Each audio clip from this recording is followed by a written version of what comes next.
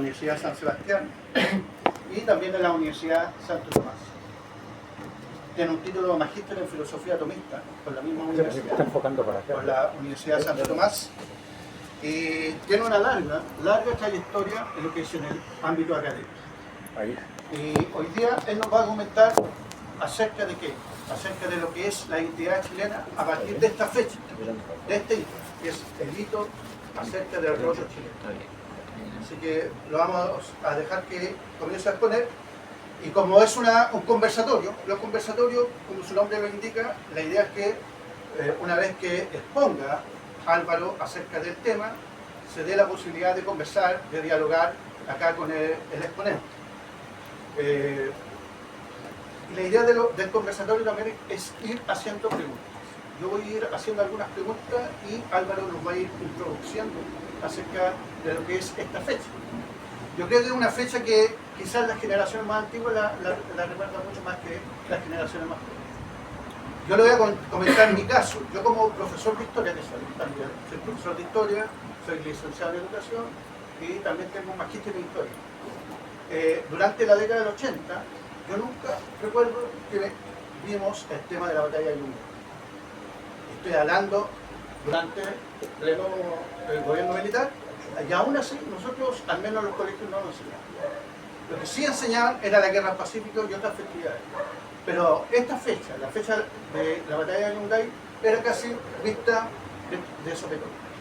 Tengo entendido de que las generaciones más antiguas sí lo vieron y sí sabían, por ejemplo, el himno de la batalla de Yungay, que es anterior a la canción nacional de Chile. Así como un dato para tenerlo presente en relación a qué, a cómo se va formando la identidad. Entonces, claro, estamos haciendo una suerte de volver a poner en el tapete qué es lo que nos identifica como chilenos. ¿Qué es ser chileno? Bueno, y uno de estos hitos, solamente uno de estos hitos que va a formar este ser chileno, que va cambiando, va mutando en el tiempo también, es en este caso la festividad de la batalla de Yungay.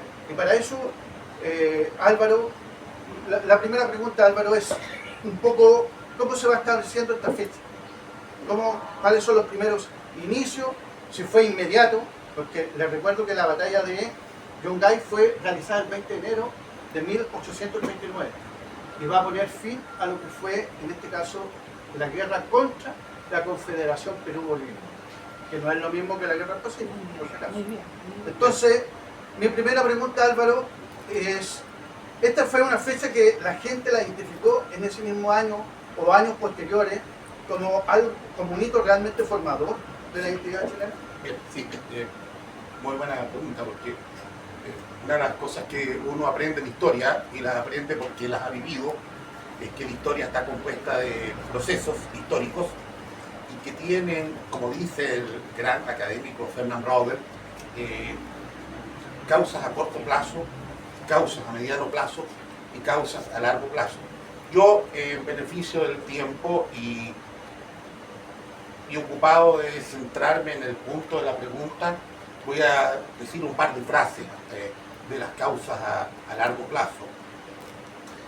Lo primero que hay que decir como causa a largo plazo es que queda plasmado este concepto del roto chileno, y por favor, en esto quiero puedan viajar mentalmente y hagan el proceso hermenéutico de instalarse no aquí en Puente Alto en el siglo XXI, en enero de ahora, no, que puedan viajar hacia ese minuto, ese momento en que Ercilla está escribiendo esta poesía maravillosa, épica de la Araucana, refiriéndose a ese pueblo indómito, araucano, valiente, irascible, desordenado, con todos sus vicios y virtudes. Es bien importante tenerlo claro porque ese pueblo, ese mapuche, ese indio, como quieran llamarle, aborigen, se va a unir, se va a mezclar genéticamente durante 3, 4, 5 siglos con ese español, principalmente las castas andaluces.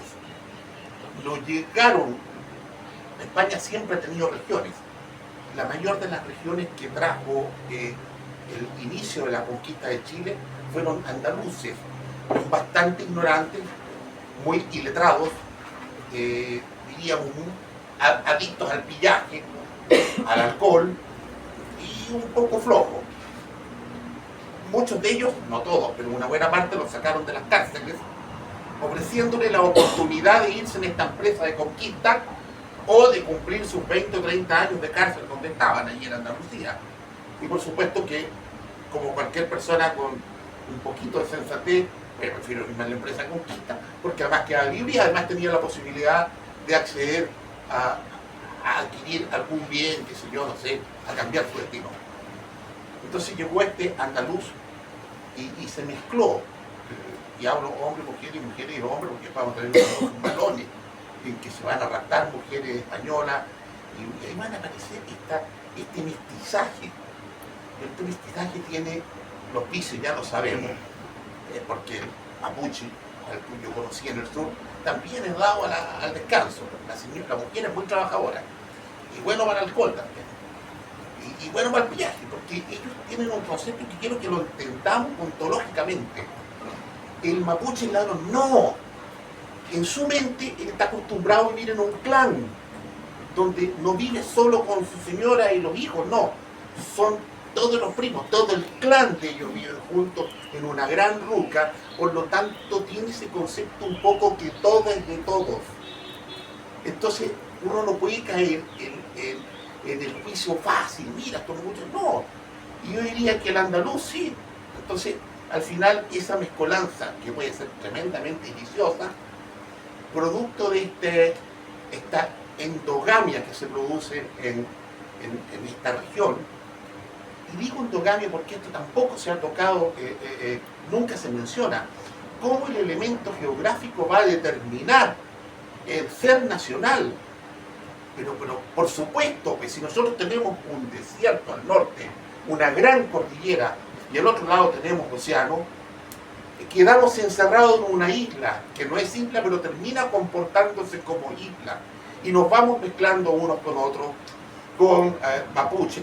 Yo no lo voy a separar, de huelche, picunche, cuilliche, españoles, y de pronto por ahí algún extranjero de otro país que llegó, principalmente traído para investigar con Claudio Gay, qué sé yo, no sé. Bueno, la cosa es que al final de cuentas se produce esta uniformidad. Y eso es bien importante cuando vamos a hablar del roto chileno. ¿Por qué existe el roto chileno? Porque se produce una uniformidad de la base social.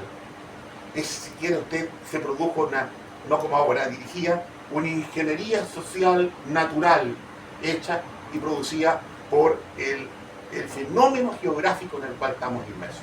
Y ese es un primer elemento que significó además un sincretismo.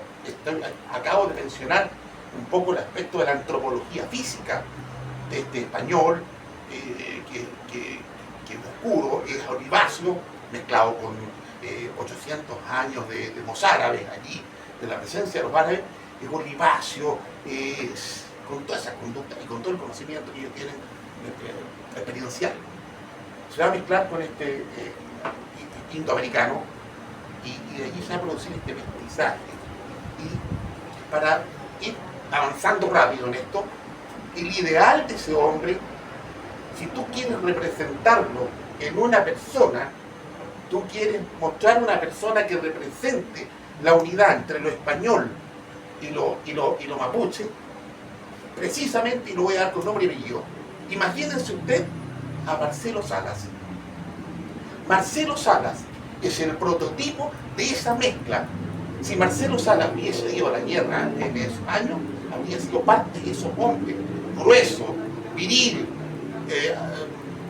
digamos, romo, tal vez rústico, si tú quieres, arrojado, decidido, valiente, con fuerza. No se olviden, cuando él llegó a Argentina, le pusieron un teléfono a poner el pie encima y los paró a todos ahí en la cancha, como con 4 o 5, y ¿qué le pasa? Esas cosas que tiene el chileno. Y eso se va a ver reflejado entonces en este hombre que en esta antropología física lo vamos a sumar a su antropología cultural, que es esta mezcolanza entre lo español y lo mapuche. El mapuche es en sí mismo de irascible, diríamos de piel delicada, de reacción visceral y de violencia, y aprende rápido. No se olviden que aprendieron muy rápido de los españoles, no solamente el uso del caballo, sino de las estrategias. Eran estrategias. En Tucapel, en la batalla de Tucapel es una muerte, y la de Curalaba, quiere decir, vencieron a los tercios de Toledo, que era la primera vez que tenían una derrota. Los tercios de Toledo la tuvieron aquí en Chile en el año 1599. Fueron vencidos los tercios de Flandes, que eran las lanzas, pero por favor, si los tercios de Flandes, yo soy un admirador de los tercios de Flandes, pero los pararon. Calfocura los paró. Ese es el mapuche, ese es el verdadero. No es el mapuche de ahora ideologizado, disculpen. No es el mapuche de ahora ideologizado, que le vendieron una pomada ideológica y lo transformaron en otra cosa, no. Hablo de ese mapuche. Y ese campesino, ese chileno que trabajaba en la feria, en la carnicería, el abastero, ese chileno es el que va a ir a combatir. ¿Pero a combatir quién? Resulta que esta es la historia. Terminada la guerra, terminada la revolución, la guerra civil, por favor, en esto quiero ser tremendamente claro. La gente le va a decir mil cosas, los libros le van a decir mil otras, y la televisión, ¿para qué? La guerra civil entre chilenos, mal llamada guerra de independencia, porque fue entre chilenos y chilenos, recién apareció un trocito del ejército español a mediados de la década del 10 al 20. Pero antes, todo el combate fue entre chilenos que eran pro monarquía y chilenos que eran independentistas. Y algunos de ellos, igual que pasó con la Revolución Rusa, como estaba la revolución de los mencheviques, se le metieron los bolcheviques. Los mencheviques querían establecer un gobierno democrático, republicano, y los bolcheviques querían la revolución marxista. Aquí fue igual. Aquí había un grupo independentista que querían autogobernarse para que no estuviera Napoleón gobernándolos, para que no los gobernara Napoleón con José Bonaparte. Entonces nos vamos a autogobernar por mientras que vuelve el rey. Y ahí apareció los bolcheviques de la época, que venían desde Inglaterra, que introdujeron a Inglaterra en todos los países de Sudamérica, y que Inglaterra fue el que generó esta atomización, este separatismo, esto de dividir los países para que no hubiese unidad hispanoamericana. No se olviden que no hablamos de latinoamericanos, porque latinoamericanos nosotros no somos romanos. Los latinos ya son los franceses, los italianos, pero tienen la presencia de los romanos. Nosotros somos hispanoamericanos, aunque tenemos lengua romance, pero bastante derivado de eso. Ok, ese es un aspecto que también tiene que ver con este tema. Un tercer tema y último, para terminar de hablar del hombre hay un aspecto que tiene que ver con la ontología, con el ser. Este chileno, este roto chileno, aunque usted no me lo crea, tiene en su corazón bondad, tiene en su corazón valentía, es picarón, tiene picardía, es, como dicen en el sur, picado la araña. Ok, pero tiene una religiosidad popular muy connotada. Cree en Dios, cree en la salvación, es un hombre de fe, principalmente además la señora, ¿no? Este ser humano es el hombre chileno. Entonces, vamos a los hechos puntuales, paso a paso. Terminó en Chile, venció esta revolución masónica, hay que decirlo. De hecho, terminar la revolución masónica, asumiendo Bernardo Higgins, empezó a perseguir a la iglesia. Primero impidió que se enterraran los muertos en la iglesia. Es decir, empezó a poquito, step by step, paso a paso, actitudes violentas con la iglesia. Bueno, eso no va a durar mucho porque esa fue una dictadura, igual que después la de Freire, hay una guerra civil con Freire. Pero aquí lo que me interesa es que a Chile, los peruanos independentistas, invitaron a Chile a participar en esta expedición libertadora del Perú. Pero para hacer la expedición libertadora con los barcos, con todo, se requiere plata. Y los peruanos le dicen a los chilenos: nosotros no tenemos ni un peso, ni un duro. Entonces los chilenos, bueno, tampoco. Y ahí aparece, como siempre, la mano oscura, la mano negra de Inglaterra. Y dicen: no se hagan problema, yo le presto la plata a Perú. Entonces, pero Perú no tiene con qué devolverme, entonces ustedes, Chile, van a avalar la deuda de Perú con nosotros. 1820 se genera una deuda gigante de Chile indirectamente porque es el aval de Perú frente a un préstamo gigante con unos intereses leoninos, como les gusta a los británicos, de plata de los británicos para acá. Y entonces van a la escuadra libertadora, libertan al Perú y todo bien. Chile, en un acto con misericordia, espera que se pueda regular y se pueda establecer y se pueda normalizar el proceso de instalación de las instituciones en Perú. Pero pasó en 2022, 23, 24, perdón, en 1823, 1825, en 1831, ya ministro Portales, que había ordenado todo este país, había terminado con el pillaje, con los curados en las calles, con mano férrea, sí, hay que decirlo, con mano férrea, con una autoridad, tal vez si tú quieres usar una palabra, con autoritarismo, ¿sí? y metiendo preso a los curados en la calle, 2 días, no señor, 60 días preso. Entonces, iba curado en la calle a las 3 de la tarde, usted no está trabajando, está curado, usted se va preso. Ya, entonces lo soltaban mañana, no, 60 días. Se le quitaron para siempre las ganas de salir curado a la calle. Porque curado también agredían a la señora, le robaban, qué sé yo. Y también si había un momento que correr bala, como dice alguien por ahí, ahora último lo escuchaba por ahí, donde dice, si había que correr bala, corría sin problema. Claro, eso le molesta mucho hoy día a la gente progresista. Ojo, importante, por eso podían aportarle. Además, Portales se declara nacionalista, se declara patriota, él va a exacerbar y va a tomar los símbolos patrios, además que él termina el tema del escudo, y obliga a que en todas las escuelas se aprendan a fuego la canción nacional y los principales hechos históricos. Entonces, hace que la gente se impregne del concepto de nación, de nacionalidad. Bueno, en el intertanto, el año 31, él, en esta misma mano dura, muy claro en sus cuentas, ahí había 2 Portales, el Portales que está tocando guitarra, santullando ahí con las niñas, ese, en la noche, es un Portales, pero el Portales sentado en la oficina a las 8:30 de la mañana es otro, bravísimo y espectacular. Y entonces ordenó todo, terminó con los anarquismos, terminó con las revueltas, terminó con todo eso, ordenó el país. De hecho, incluso invitó a la gente a formar milicias, y la gente encantada participaba en estas milicias. Y eso significó que sentía pertenencia hacia el gobierno de Joaquín Prieto y particularmente el ministro Portales. Entonces se fue compenetrando Portales en la persona, en la gente. Bueno, el 31 él va a pedir a Perú que le paguen ese dinero, que ya han pasado una década, que es el momento que le paguen, y a Perú le molestaba incluso que le cobraran. Entonces, en un acto inentendible de Perú, le sube, por favor, le sube los aranceles al trigo chileno.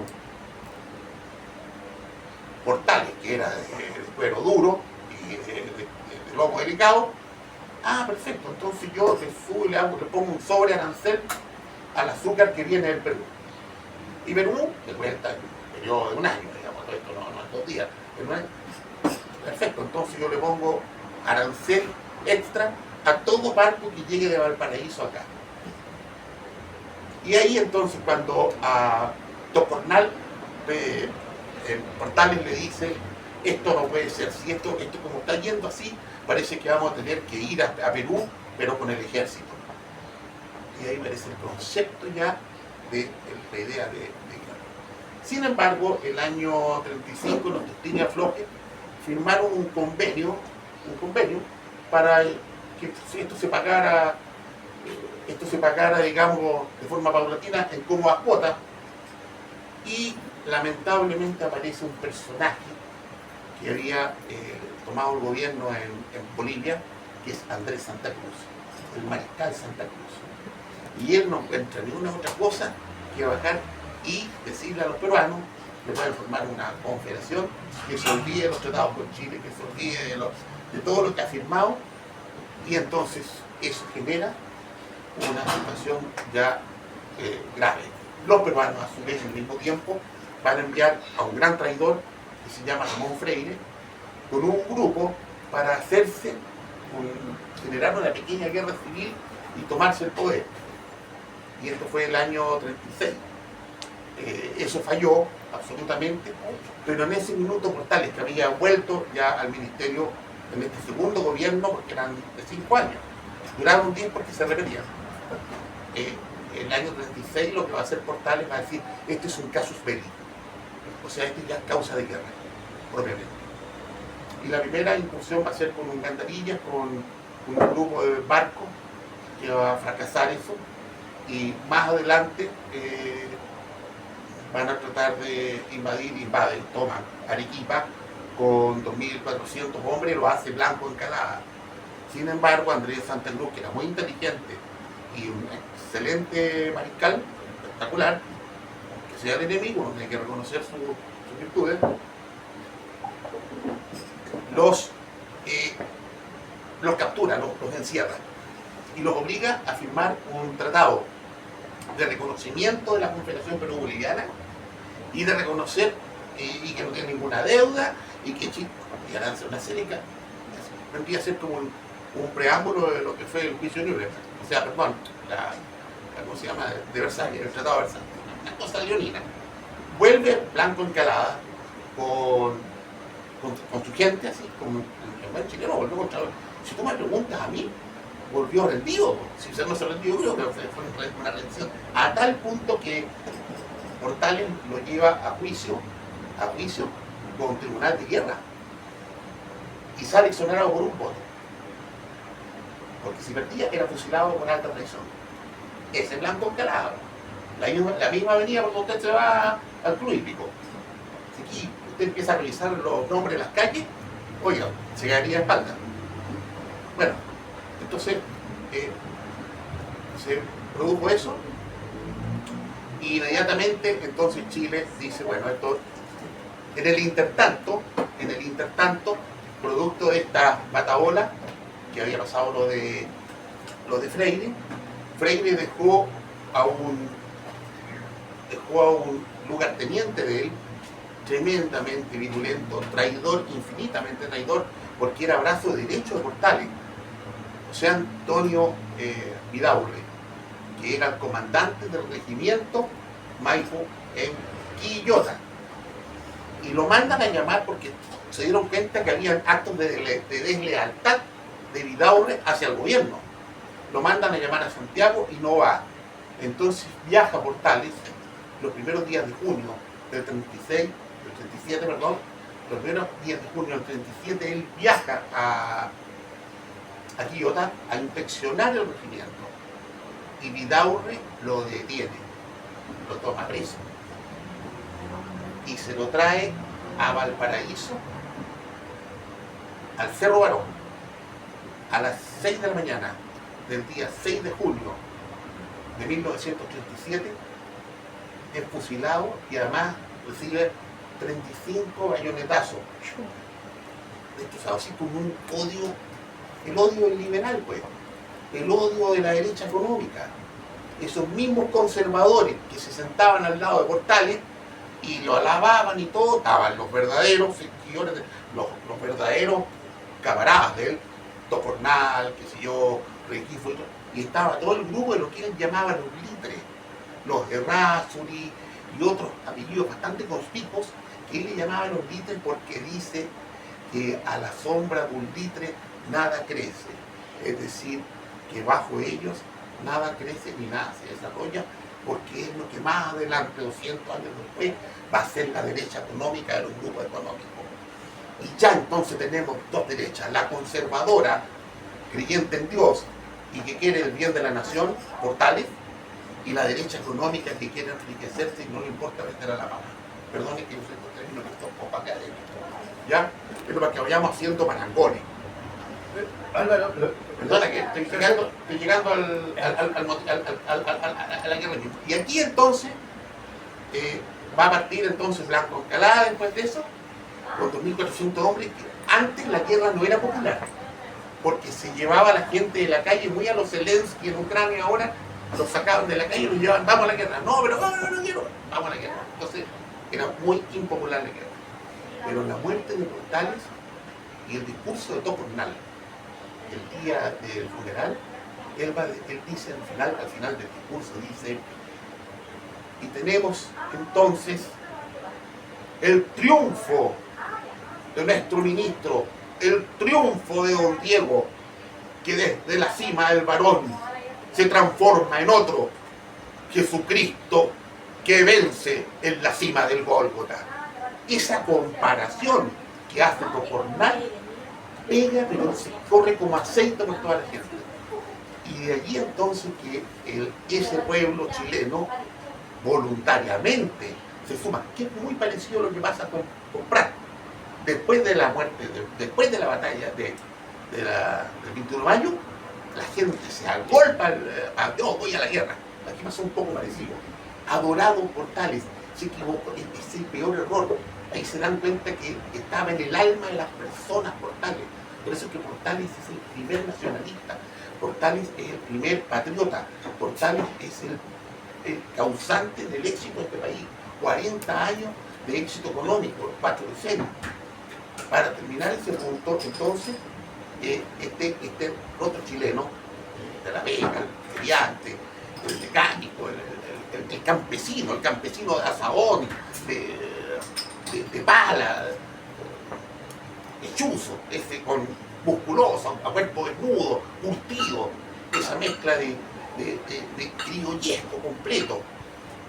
Aquí no estamos hablando del barbilindo, el carilindo, ese que está allí escondido debajo de sus camas cuando suenan las sirenas de la guerra. No, estamos hablando de gente que son verdaderos, diríamos, preámbulos de lo que uno espera de lo que es la gente que sigue la doctrina de Artiguo. Esa es mi respuesta. Bien, gracias por ese contexto histórico, Álvaro.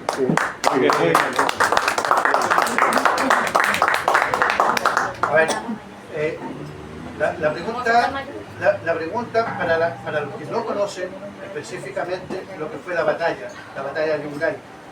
¿Qué es lo que se decidió ahí? ¿Cómo se desarrolló? Pero así como en rasgos generales. ¿Y por qué esa batalla se considera que es el día del roto chileno? ¿Por qué? Por ese roto que está comentando Álvaro, que es el roto del mestizo. Hay gente que lo identifica como mestizo. En el siglo XIX fue muy mal mirado el mestizo chileno. Hay que señalar que buena parte de las políticas de inmigración del país, que era la política de traer alemanes, franceses, en fin, tenía esa finalidad, de despreciar por completo este roto que había triunfado el 20 de enero de 1839. La imagen que viene posterior, esa imagen positiva del roto chileno, es básicamente la creación, como alguien lo mencionó al inicio, de Palacio, de Nicolás Palacio, con su libro Raza Chilena, que le da un acervo de mayor calidad a lo que es el ser chileno en términos sociales. Y también es la creación posteriormente de Roberto Hernández, que en el libro El roto chileno, que tiene aproximadamente unas 600 páginas, y la habla a favor de este mestizo. Si uno quiere definir bien lo que es el día del roto chileno, uno lo puede partir definiendo a través de lo que es el ser mestizo. Y esa era la pregunta, Álvaro, que queríamos... Quería seguir colocando elementos que son importantes para que lo puedan comprender. Dese cuenta lo que voy a decir, por favor. ¿Usted sabe quién eran principalmente los miembros de las fuerzas realistas que peleaban a favor del rey? Cáigase de espalda, por favor. Eran mapuches, principalmente los indios, porque ellos le habían sido reconocidos por el rey como nación. Les dio autonomía, les dio, y a esa es su tierra, de la tierra de la frontera hacia el sur. Entonces ellos peleaban porque sabían que eso lo podían perder si llegaba a la república. O sea, lógica meridiana, que allí estaban las bases de la nación, el pueblo. Existe lamentablemente una élite que Portales, porque aquí Portales es fundamental en todo esto. Si usted saca Portales, no existe ni la guerra, no existe ni el roto, no existe nada. Todo existe por la presencia y por el trabajo de Portales. Y Portales tenía una fobia parida en contra de las élites vasco-castellanas. las élites vasco-castellanas, Raza, Razo, Lizañar, toda esta gente, porque él sabía que eran, por un lado, lo único que les interesaba, el enriquecimiento lícito o ilícito, no les importaba. Y dos, y aquí viene un tema, el gozar de tener ese abuso de posición dominante sobre el pueblo, sobre la gente de trabajo, sobre el campesino. Entonces tenían un trato paternalista despectivo. ¿Ah? Entonces venía y como hoy día le dice a usted, ¿cómo estamos, amigazo? Viene un cabro de 22 años bajándose un Mercedes-Benz, entra aquí y dice, hola, pues amigazo. ¿Amigazo? ¿Qué es amigazo? Lo cierto es que usted se pare y le da una bofetada. Quiero decir que existió esa cosa que Chile, gracias a Dios, a los últimos 20, 30 años, ha ido morigerando, ha ido perdiendo. Esa cosa clasista, esa cosa como que yo nací mejor que tú porque sí nomás, en donde no existe el merecimiento. Yo perdonen que hable estos temas porque yo soy profesor de filosofía, tengo que tomar el tema de la manifestación del ser. Y aquí volvemos al punto de qué significa la guerra. En esa guerra pasó algo muy espectacular. En esa última batalla particularmente, cuando siguen hacia el norte, Andrés Santa Cruz, después que toma Lima, Bulnes, viene Andrés Santa Cruz, Bulnes sale hacia el norte de Perú, justamente en dirección, iba hacia Yungay. Cruzan el río Win, y en el cruce del río Win se encuentra que vienen siendo perseguidos por las tropas de Andrés Santa Cruz. Y allí van a verse acorralados un grupo bastante menor de chilenos versus las fuerzas de Andrés Santa Cruz. Y además con problemas graves de pertrechos y de todos los elementos propios para la manutención, alimentación, qué sé yo. Así todo, entonces, Bulnes tiene en ese minuto una disyuntiva. O me entrego y me rindo, y hasta aquí llegamos, o me lanzo a luchar, aquí el que muere, muere. Ustedes saben qué significa hoy día el que muere, muere, ¿no es cierto? Eligió lo segundo. Y van a aparecer dos figuras centrales. José, y las cosas, por eso es que venga un gallo de izquierda a mentirle, no tiene cómo, porque está la evidencia. El acto heroico, el principal acto heroico, están a mano de un joven teniente, José Antonio Colipí, hijo del cacique Colipí. Hay un teniente Colipí. Teniente Colipí, pues. ¿Sí? Y por otro lado, aparece combatiendo una mujer que cuando comenzó esta guerra, estando en Lima, le sacaron al marido de la casa y lo desmembraron. Y quedó viuda, joven, muy bonita. Y ella se llamaba Candelaria Pérez, hermosa mujer. Y entonces no encontró nada mejor en esa cosa propia de la mujer chilena, que se vence a sí mismo. Y cuando le tocan la fibra, es capaz de incendiar el planeta. ¿No? ¿Y cómo pararla? Es como enfrentarse a un tiranosaurio rex. Si no, cuando sí, pues.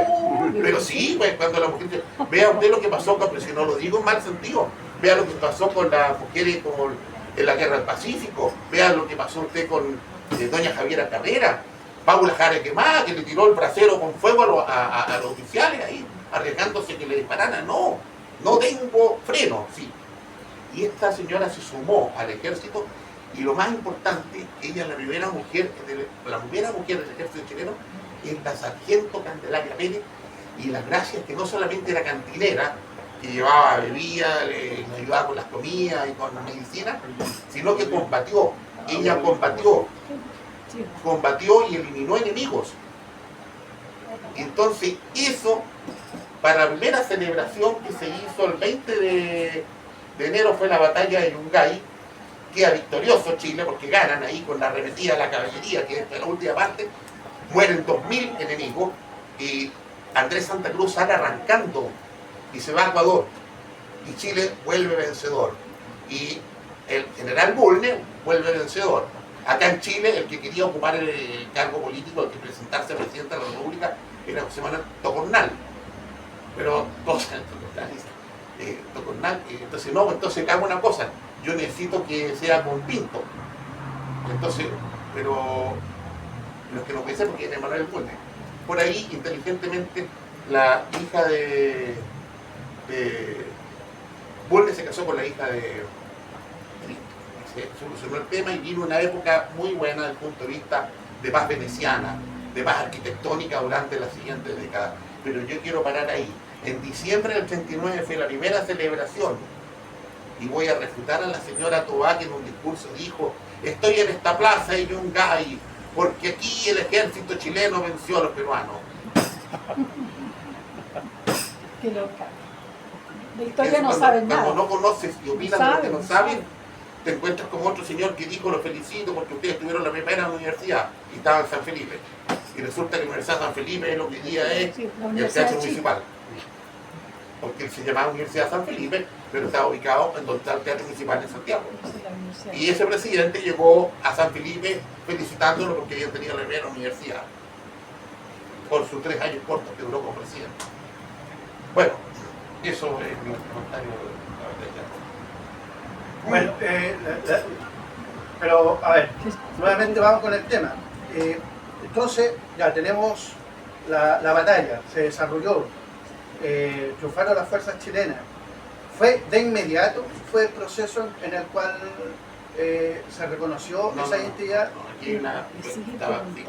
En diciembre del 89 se hace la primera desfile, la primera celebración, que es considerada la celebración más apoteósica desde la independencia. Y se va a crear el barrio Yungay, como homenaje a la batalla de Yungay.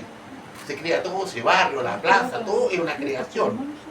Y recién, a los 2 o 3 años, empieza a resaltar este concepto de que esa guerra la libró y la ganó el pueblo chileno. De hecho, aparece esta canción tan conocida, Cantemos la gloria del triunfo marcial, que el pueblo chileno obtuvo en Yungay. El pueblo chileno. Y el pueblo chileno es el trabajador, el del gremio, el sindicato, el hombre de los cuerpos sociales intermedios. Exacto. Ya. Sí, claramente. Otra pregunta que se nos viene a la mente. ¿Cuándo comenzó ya a gestarse como fecha propiamente tal? ¿Cuándo se comenzó a celebrar? Cuando uno dice, mire, a partir de este 20 de enero vamos a celebrar siempre lo que es la batalla de Yungay. Yo lo estuve revisando y se celebra el día del pueblo chileno, el 20, el día de la batalla, no sé si formalmente, no sé si por decreto todavía, pero ya se empezó a celebrar los inicios del gobierno de Manuel Bulnes, porque él, como parte de esto, va a promover ese acto heroico. Sí. Porque lo que se quería era lo siguiente, que buena la pregunta.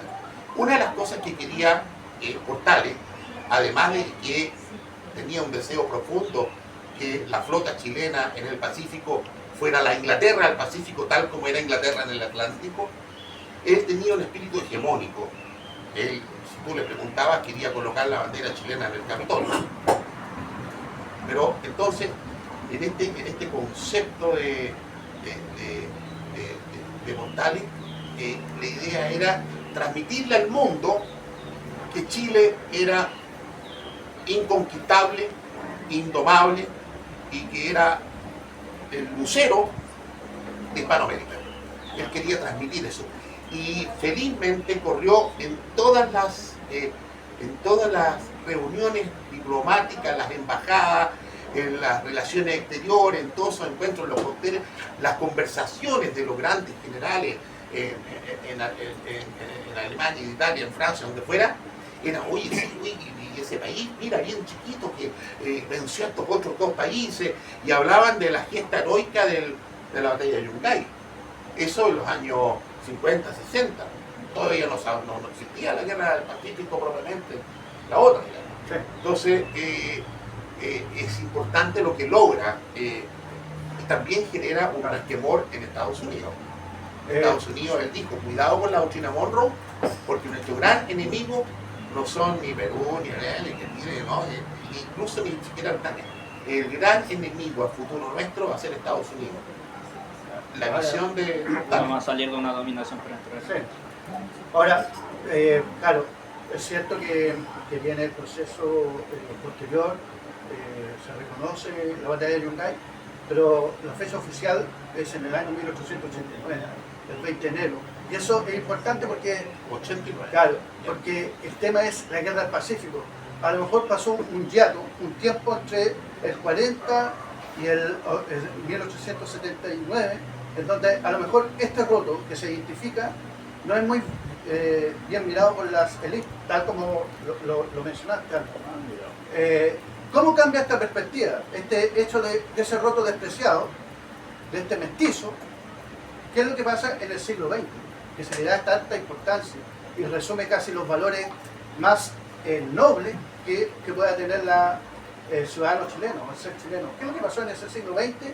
Que una mirada muy distinta a ese roto excluido, ese roto castigado, que es el siglo XIX, al siglo XX. ¿Qué es lo que se dio ahí? La hueste nacionalista del mundo de lo intelectual, de lo académico, donde estaba el de Canje, Edwards, mismo Encina y particularmente, como bien dice Nicolás Palacio, ellos van a reconocer por tres motivos. Pero por tres motivos van a reconocer esta dignificación de lo que nosotros decimos los chilenos, esta dignificación de ese criollismo, que lo escuché muy bien planteado una vez por el profesor Pedro Godoy Perrini, no sé si alguien lo ubica, Pedro Godoy Perrini, hablaba de el criollo oliváceo al cual tanto este país le debe y que las huestes europeocentristas y los vascos castellanos han tratado de esconder. Así en las palabras de Pedro Godoy Perrini. Claro, el primer elemento que es reconocer esta dignidad por un asunto de justicia histórica, pero hay un elemento también ideológico, porque era el momento preciso para refrenar el que las izquierdas ya a esa altura marxistas en los principios del siglo capturaran a estas clases para meterlas en su famoso discurso del materialismo histórico, de esta lucha de ricos contra pobres, de este materialismo histórico. Y entonces se dieron cuenta que era el momento de recoger eso.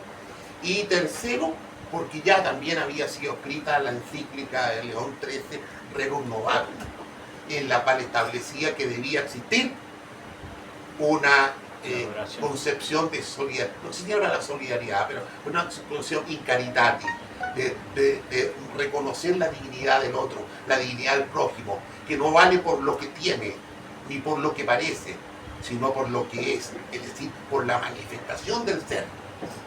Y eso está plasmado en esa encíclica. Entonces son tres elementos que nos van a permitir reconocer la dignidad de esta persona humana. Es decir, hoy día absolutamente contrario al principio cristiano, que una persona denoste a otra por cómo parece, por lo que tiene, incluso por cómo habla. Sí, claramente. De lo que tú has investigado, Álvaro, ¿es posible establecer algunos valores del roto chileno? Por ejemplo, ¿qué podríamos decir que es el roto chileno según los autores del siglo XX? Para después hacer la reflexión al tiempo actual. ¿Existe ese roto? ¿Desapareció? Yo creo que ese concepto nunca ha sido bien tratado. Nunca ha sido bien tratado en términos del merecimiento de esta persona humana en cuanto a la dignidad propia que tiene, esa dignidad ontológica y además sin entrar en la dignidad moral, porque es un cuento de cada uno. Pero quiero yo aquí establecer algo que es fundamental. La persona humana,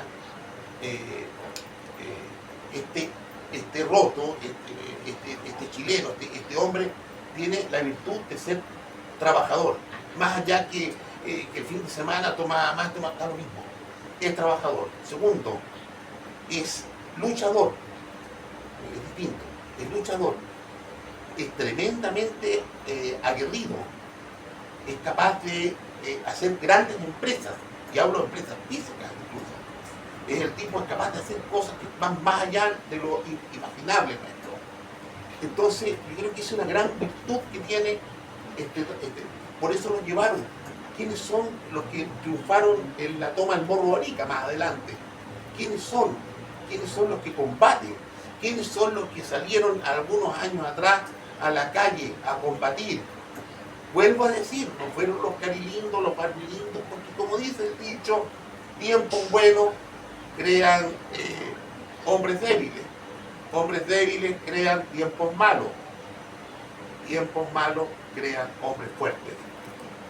Y resulta que tuvimos tiempos malos que crearon hombres fuertes y los hombres débiles no están. Aparecen normalmente para llevarse a la empresa. Entonces, yo creo que aquí, y esto ya es una visión muy personal, existe un trabajo nuestro como instituto de reivindicar y de reconducir estas situaciones que han sido instaladas por intereses mezquinos y también foráneos y también ideológicos. Incluso de aquellos que se bañan con la dignidad del pobre y que desgarran vestiduras, pero no la de los que hubo. No quiero poner ejemplos porque también esto no es un tema de política contingente, pero yo creo que ya ha pasado mucho tiempo el incendio de Valparaíso, de Viña del Mar, y las cosas están ahí. Entonces, O sea, según los valores que expresaste, al final son solamente valores positivos. Valores positivos es que no quise un valor negativo, porque negativo es que, porque es moralina. ¿Cuál es el negativo? Mira, es que bueno para la fiesta el viernes, el sábado, o se curó el domingo. Está bien, pero es que no, eso es moralina. ¿Ya? Lo importante es que no se llevó la caja fuerte de la empresa. Lo importante es que tenía que estar parado vigilando en el faro ahí, y está parado en el faro. Y cuando no pasa eso, se lo comen vivo. Entonces, el trabajador chileno es confiable, es alegre. Otra cosa que es bien importante, la eutrapelia. Hay una cosa que nosotros entendemos en filosofía, que la gente que tiene eutrapelia, que tiene alegría, la tiene porque sabe que tarde o temprano, más temprano que tarde, va a tener un beneficio maravilloso como es la bienaventuranza. Entonces anda feliz, anda contento. Y fíjate que el chileno es alegre. Uno lo ve en la construcción, uno lo ve en las industrias, uno lo ve en los pescadores. Uno va al mercado y ve las bromas, están siempre haciendo bromas, riéndose. Es alegre, fíjate. Y eso es virtud. Es chispeante. Sí, es una virtud. Picaresco, por cierto, que ando acá. ¿Sí? Yo quiero hacerle una pregunta. Ya vamos a dar, Sí, ya vamos a dar espacio para las preguntas. Solamente dos preguntas para terminar. La primera, ¿siente Álvaro que esta fiesta ha ido mermando en el tiempo? Sí, por supuesto. Sí, ha ido desapareciendo con el tiempo porque lamentablemente a esta casta elitista que todavía está presente en el país, en el cuánto tienes, cuánto vale, y depende de qué color son tus ojos y tu pelo, cuánto vale, es una realidad lamentable. No quiero parecer como resentido social porque no lo soy, créanme que no soy resentido social, pero sí me indigna profundamente que alguien caiga en ese tipo de cualificaciones del otro, de aquello que no tiene mérito. Aquello que no tiene mérito. Fíjate que este señor hizo esto que es indebido y tiene que irse preso. Y lo hizo este otro. No, pero es que espérate, no, así que, bueno, a lo mejor no quiso. ¿Por qué lo estás blindando?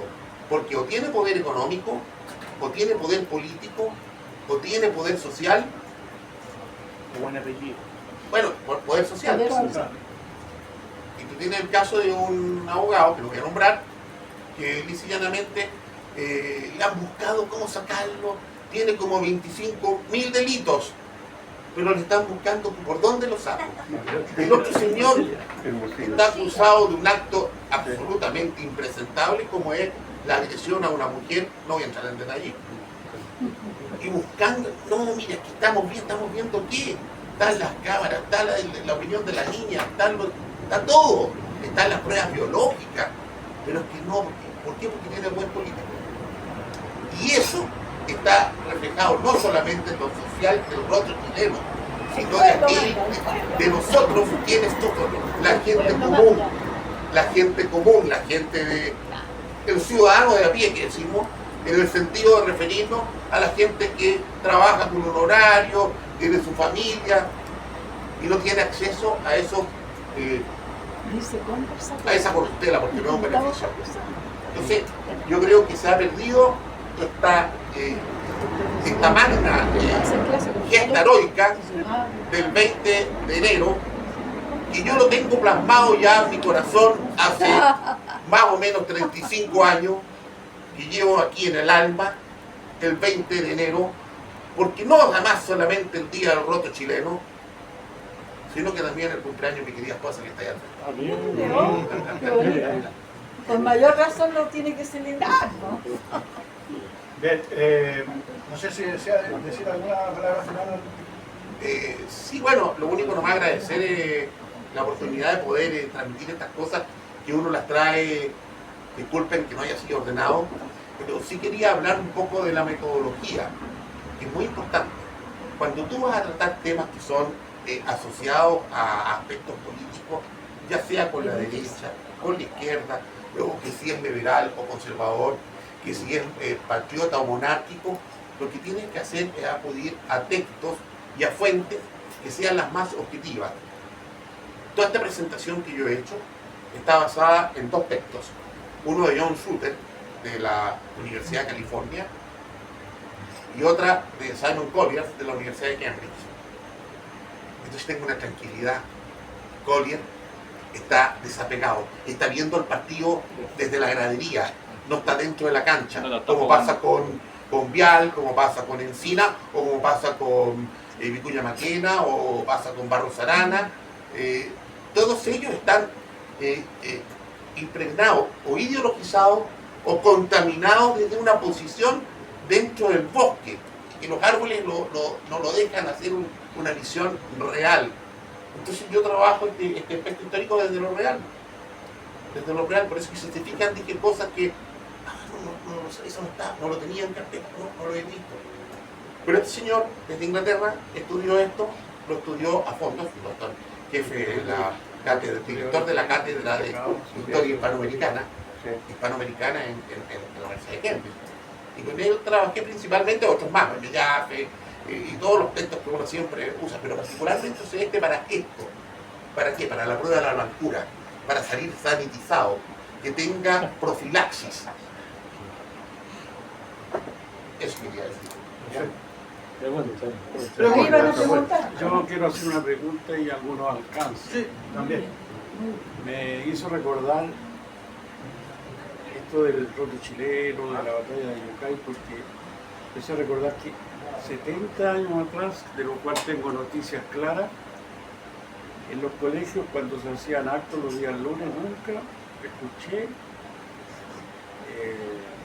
algunos argumentos, algunas noticias acerca de la batalla de Yungay, de los héroes que participaron en aquello.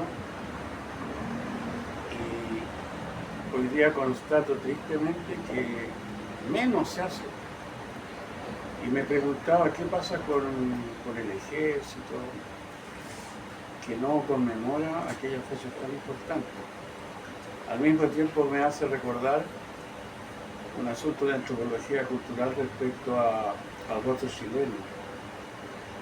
El roto chileno, usted lo debe saber mejor que yo, el gran sufrimiento que tiene, que le va a ocurrir a muchos mestizos, y me viene a la mente claramente en la vida de Albert Camus, el famoso pensador francés argelino, que sufría porque no era árabe argelino, no era francés, lo repudiaban por ser árabe, y algo semejante ha ocurrido con el roto chileno, porque no es mapuche, ni pertenece a la raza andaluza o a la oligarquía chilena de aquellos entonces. Entonces eso se fue arrastrando,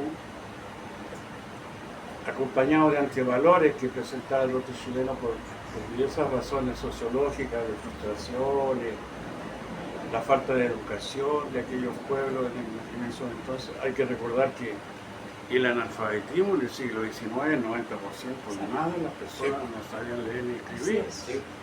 Y la oligarquía sabía francés, en primer lugar, se adhería plenamente a la cultura francesa y no a la inglesa. Curioso aquello. Fue opacado el voto chileno. Y si hoy día ustedes tratan en ese instituto de reivindicar, enhorabuena, porque yo les puedo decir que la mayoría de la gente, yo conozco mucha gente, qué sé yo, nunca se conversa, se busca de alguna manera esos datos históricos que nadie los trata. Eso lo constato con bastante tristeza. Otro punto que me gustaría tocar también es que desde el punto de vista ontológico, como usted lo mencionó varias veces, la fuerza del pueblo mapuche está en aquella cosmovisión que es congénita, que es innata, del amor con la tierra. Eso lo hizo don Gastón Sublé, por si acaso, que ha estudiado bastante lo que es la cultura mapuche. El amor a la tierra que otras personas trataban de quitárselo. Es sencillo eso. Entonces toda esa fuerza del pueblo mapuche que se destaca mucho es motivada por aquello. No es que sean superiores como dice Ercilla, que son prácticamente titanes griegos, sino que son personas que motivadas por que les quitan sus tierras, porque es pueblo recolector, entre paréntesis, apegado profundamente a la tierra. Tampoco desmerezco en el sentido de la fuerza que tiene el mapuche para enfrentar la realidad cultural, que se sabe que cuando llega un pueblo, si es pueblo es poderoso, se produce de lo que se llama la difusión cultural. O sea, penetran en la cultura y la transforman. Y aquí toco un punto bastante importante. Nosotros hemos sido difundidos por diversas culturas, especialmente la oriental. Y por supuesto la llegada de los alemanes, de los irlandeses, de los belgas, italianos, qué sé yo, difundieron nuestra cultura. Entonces, las celebraciones posibles del voto chileno y todo eso, ha avasallado, ha apagado. Yo no lo constata de una manera triste, que yo con Juan muchas veces hemos hablado de lo que me motiva a venir acá, de la identidad de chileno. Yo me pregunto muchas veces, ¿qué identidad tenemos? ¿Cuál es su nombre hoy? Samuel. No Samuel. Sí, habría que hacer un alcance que no es menor. Yo sé que es un poco doloroso para mucha gente, porque a veces, bueno, la verdad desnuda es más incómoda que la mentira vestida de verdad. O sea, la mentira vestida de verdad, que está plagado en todos los libros de historia, justamente está así para que todos digan, morigerando y todo, mentira vestida de verdad. Porque la verdad desnuda incomoda. Y resulta que la verdad desnuda me dice que, por ejemplo, hay un sincretismo, un trasvasije cultural entre los españoles y los mexicas. Porque los mexicas tenían matemáticas, física, tenían filosofía. Nahuatl, la filosofía nahuatl. Entonces, ellos tienen algo con que yo te doy esto y tú me das esto otro. En el caso del pueblo mapuche es muy pobre, y lo dice Villalobos en su libro, no lo desprecian, entiéndase, pero es una verdad. La oferta cultural del pueblo mapuche es muy pobre, tal vez un poco, tal vez en lo musical y dado hacia lo instrumental musical, pero es muy pobre. Es no animista se llama la cultura. Claro, entonces no tienes tú una... Pero eso no quita que nosotros reconozcamos, por ejemplo, en el pueblo mapuche, este amor por la tierra. Y esto aquí, el gran escritor, al cual yo leí bastante, pues lo encontraba muy certero en esto, que hablaba del Chilimapu. Este escritor que hablaba del Chilimapu, y que este Chilimapu que estaba iluminado por Yihue o Illehue, la estrella al amanecer, que es propio del mapuche, está este Venus para nosotros, esa estrella al amanecer, que está en es la bandera mapuche verdadera, es esa estrella de 8 puntos blancas en paño azul, que es la única bandera mapuche, Esa es la bandera. no la bandera walkie, Sí, que walkie, existe ahora de internacional. multicolores. Esa es la ¿Ya? internacional. Otro alcance que quiero Y hacer. claro, escuchó azul con una estrella de 8 puntos blancas. Esa es la estrella mapuche. Esa es la bandera mapuche. Otro alcance que quiero hacer, como esto se trata de buscar de alguna manera aquellas raíces que identifiquen al chileno, algo que es cotidiano y que sin embargo pasa totalmente desapercibido de lo que hemos perdido. Las comidas, las bebidas chilenas. Uno constata que la gente no come carbonada, no come charquicán, Pero No tengo huesillo acá. Acá, la cazuela se está perdiendo. Yo quiero mote con no Samuel, sí, es que aquí entramos vamos a abrir el diafragma en la máquina fotográfica, como dicen, porque nos vamos hacia otro análisis que da para otra presentación que tiene que ver con en dónde estamos ahora. Estamos en un tiempo en que estamos dejando de ser lo bioconservador, lo escala humana, para ir moviéndonos, no nosotros, pero el mundo, hacia el transhumanismo, hacia el poshumanismo, hacia la pérdida de lo humano versus la tecné. Entonces, como buen filósofo, usted entiende que cuando se nos metió la tecné, va a haber un cambio ontológico profundo, y ahí entonces, claro, se va, y con la internacionalización, hoy día los chicos, ¿cuánto se ha visto que en la juventud tomabas a 100 jóvenes y que van a comer ustedes el día en la noche? 70 comen sushi, Y 100 van a tomar whisky. van a tomar aldi, y antes uno que y de hecho incluso la piscola también. ¿Qué tomas tú? Juntar plata y comprar ¿Qué tomas tú? Creo que el terremoto chileno. ¿Cómo se llama el vino? Sí, pero el vino, ese vino chileno, pipeño. el pipeño, la humita, Lo El pastel falsificaron de y choclo. sonó el pipeño. Para de pino. Sí, empezaron a falsificar. claro que se ha perdido eso, se ha perdido la tradición, pero yo quiero decir que Y tenemos un punto súper importante que me gustaría en otra ocasión debatir para no y desviarnos conversar tanto del aquello tema. sobre el lenguaje.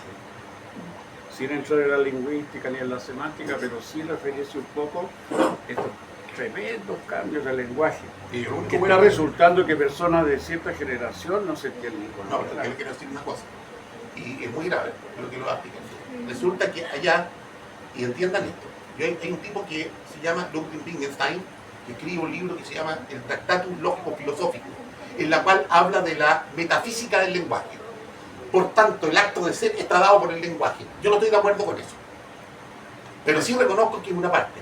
Pero sí reconozco que el intelecto agente, o el entendimiento agente, o el entendimiento tal en cuanto a hombre que razona y que opera en naturaleza racional, se va perdiendo en la medida que tú vas perdiendo el lenguaje desde el punto de vista de su riqueza lingüística, desde el punto de vista de su complejidad lingüística. Y lo segundo más grave, no es casualidad que los pueblos que tienen un idioma más complejo tienen más premios Nobel, tienen más resultados desde el punto de vista del éxito de sus investigaciones científicas. El japonés, el ruso, el alemán. La gramática alemana es la más compleja. Y después de los filósofos griegos y los medievales, que son los grandes filósofos, después de Descartes, un francés, por ahí son un poquito, serán unos 10, ahora los poshumanistas, los deconstruccionistas y más, Paul Ricoeur y otros más, Lyotard, qué sé yo. Pero el grueso de los filósofos en la modernidad, digo, entre 1500 y 2000, son alemanes. Sí. ¿Y por qué? Por la complejidad Sí, del lenguaje. yo también Entonces, quiero hablar. simplificar el lenguaje, ¿Queremos hablar? porque Porque es simplificar el conversatorio, lenguaje, es claro, conversatorio. termino. Y simplificar el lenguaje es de construir las capacidades cognitivas del cuerpo.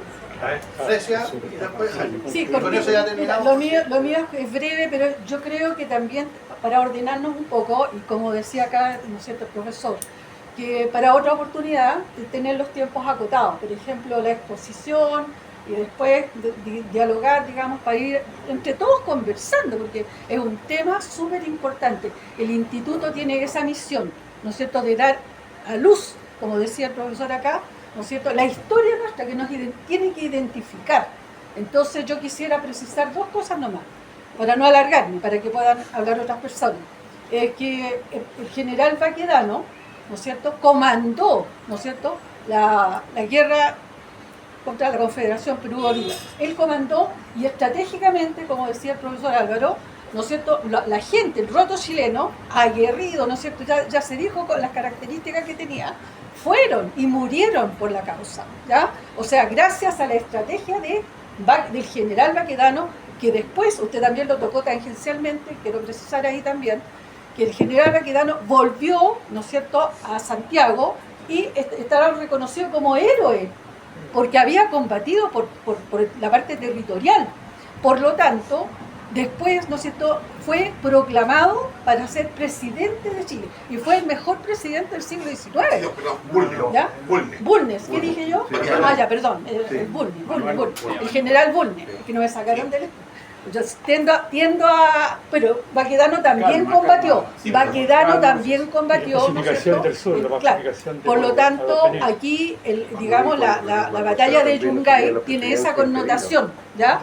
De la estrategia del general que comandó, ¿no es cierto?, al roto Chile. Eso nada más. Porque no se Sí, mezcló con el siguiendo, número cuando- voy a acotar y confirmar lo que dice la señora Fresia. La señora Fresia. La señora Fresia dice algo muy importante. El mejor gobierno de los cuatro fue el de Bulnes. ¿Y qué hizo Bulnes? Partió con el pie derecho. ¿Qué hizo? Los 160 oficiales que habían sido expulsados en el año 1830 por Portales, por haber apoyado la revolución de Freire, llegó Bulnes en la presidencia y dijo, bien, amnistía, los quiero en el ejército a ustedes de nuevo. Y los volvió al ejército. Es decir, concilió. Por eso que hablé de paz veneciana, hablé de un tiempo arquitectónico de 10 años en que lo único que hizo fue incremento económico. No se olvide que en esos años llega a Chile y él trae nada más y nada menos que trae a Claudio Gay y trae a ¿cómo se llama? A Ignacio Domaico. sí, Ignacio Domaico, perdón, y al venezolano Andrés Bello. trae al gran Andrés Bello, o sea, por favor, que era un gran poeta, porque lo que hizo con el Código Civil es una poesía. Sabía como 15 idiomas. Estamos en la hora. Sí. Jaime, la última pregunta. Solamente, o sea, más que una pregunta, delante ya compartía diciendo, el tema del roto chileno, a propósito de todo lo que has puesto, y yendo un poco a la historia de por qué el roto chileno, por qué roto, por qué al pueblo se le identifica como el roto. Buscando y leyendo, recién he buscado un imagen que puede ser muy fidedigno, como no. Hay una publicación incluso en el Mercurio en 2010 donde habla sobre la identidad del roto. Y recordando un poco lo que pasó en la época en la cual se estaba conquistando este territorio. Las distancias y la geografía de Chile generaba muchas situaciones de poco apego, no apego, sino que de poca posibilidad de estar en un bienestar.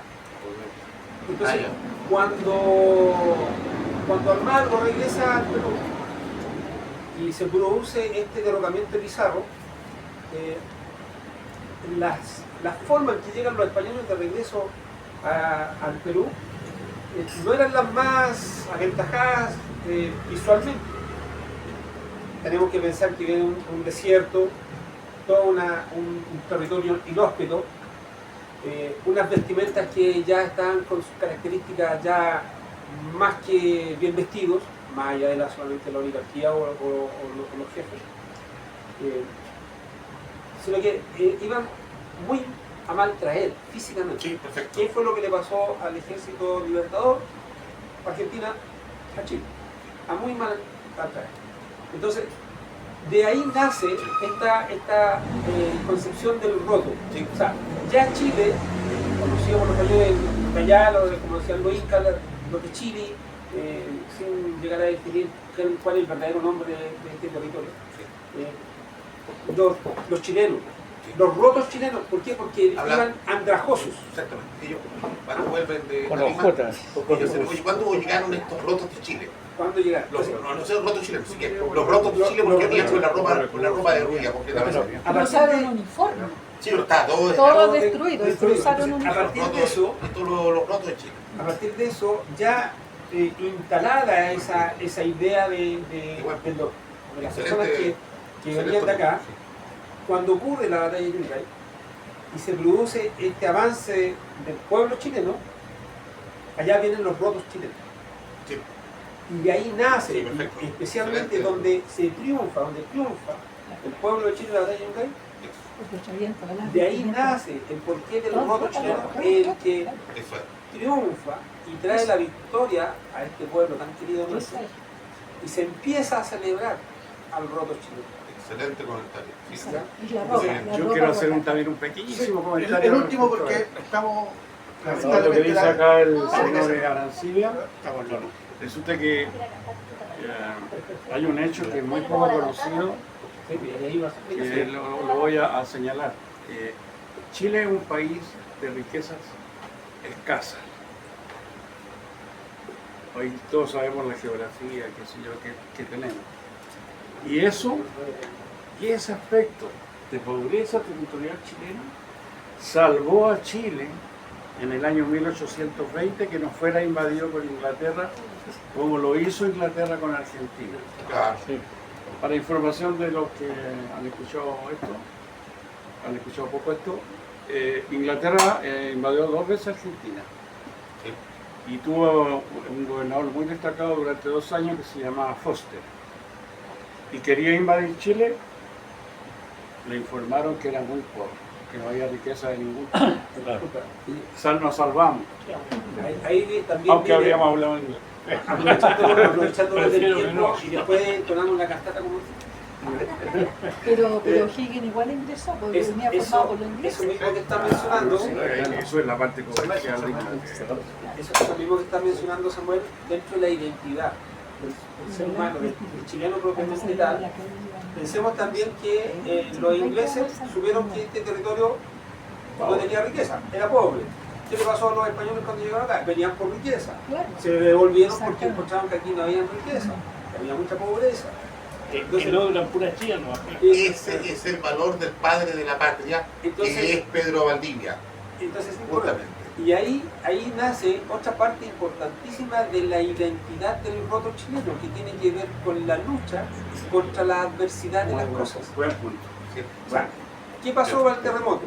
Vimos a un muchacho que levanta la bandera que encontró toda embarrada en el suelo y pasa a ser un ícono Claro, del emblema. levantamiento del pueblo producto de un desastre natural. La resiliencia. La resiliencia, la famosa resiliencia. Y el sincretismo que tú mencionabas, producto de esta combinación del pueblo araucano, el pueblo mapuche, con los españoles, especialmente con los andaluces, se generó también, producto también de esta misma situación. Recordemos que los que llegaron aquí, españoles, no eran los más No, pues, apetecidos. De las cárceles. Entonces, también Ahora, hay que olvidarse que Pedro Valdivia fue O sea, del rey de España. No es menor. no es correcto. Y la Porque- Mariana Gaete, la señora, era aristócrata de las cortes. pero el que acompañaba, No, nos vamos al pueblo. Hablo, No, sí, hablo de la esposa Legal. católica, cristiana, romana. Entonces, Legal. a eso ahí voy yo. Que Decía la la literatura. cultura del pueblo Sí, chileno, del roto chileno, tiene que ver con esa situación de resiliencia, como mencionaba Máximo. ¿Y quién venía al anca del caballo de Pedro Valdivia? Doña, bueno, sí. Formó parte de la identidad chilena, ¿no? Y es parte de la identidad parte chilena, de la quería identidad decirlo. chilena. Ahí está, ahí de origen partimos con problemas. ¿no? Y es parte del roto chileno. No, pero ahí el rey pone orden de Sí, puesto, ¿no? sí. No es la cosa al lote. No, pero por supuesto. Claro. Eso. No, el rey pone orden. Algún día vamos a tocar el asunto del lenguaje. Bien, Oye, yo les voy a repartir un volantito y nosotros salimos a la calle también a el baile. A ver, Grecia, por favor. Proselito. Un segundo, que todavía no terminamos. Bien. Es por terminado. Yo creo que nuestro exponente, para hacer la primera actividad que realizamos, se merece un aplauso, ¿no? Sí, por supuesto. Bueno, y darle las gracias, darle las gracias a todos los que asistieron y esperemos en el futuro seguir teniendo más actividades. Y en unión con el Café Capri y también con la asociación de Don Juan Serrano, Puente Alto y alrededor. Muy bien. Muchas gracias. muchas gracias. Muchas gracias. Muchas gracias por la oportunidad de poder transmitir algunos tips y temas que normalmente no se tocan en la historia de Chile. No.